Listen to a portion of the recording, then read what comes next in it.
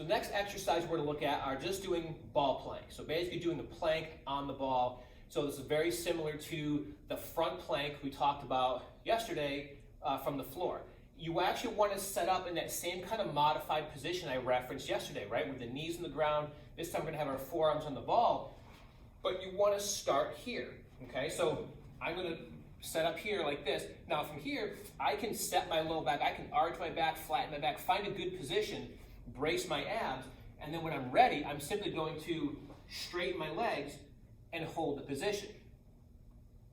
So what you want to think about, same as the other planks, think about that stick being along your back, right? So it should touch the back of your head, in between your shoulder blades, right down by your tailbone. And you want to keep that in mind so that you don't want to round forward here, you don't want to arch too much here, you want to lock everything in.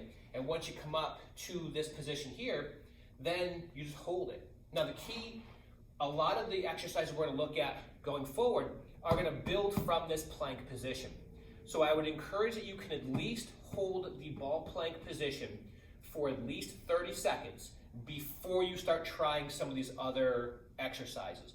Because some of them are going to take some time, and if you can't hold a good 30-second ball plank, you're going to really struggle to do the other ones properly.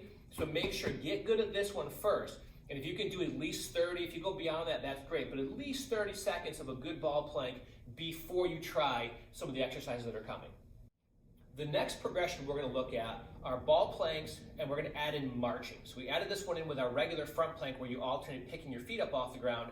This one, you're going to alternate bringing your knees in towards the ball, not necessarily to the ball. Sometimes, again, going further, just because you can go further doesn't mean you should go further. So sometimes just bringing the knee towards the ball and then back is going to be plenty. Trying to bring it all the way to the ball sometimes is actually counterproductive.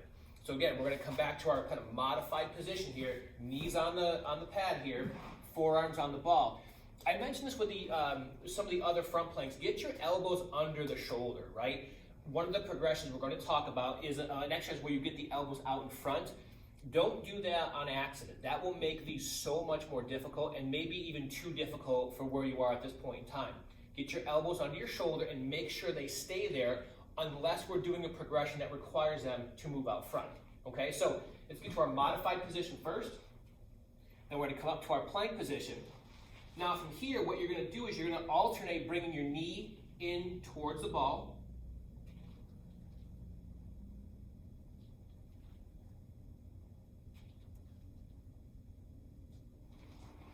Speed is not required.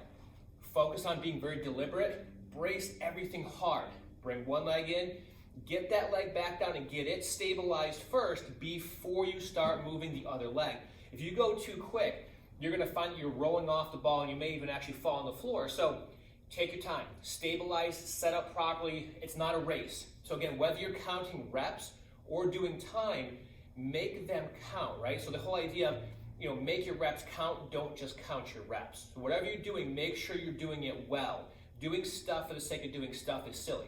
Make sure that you're doing everything with a good focus, good intent, being very deliberate, and make sure you're feeling it where you're supposed to feel it.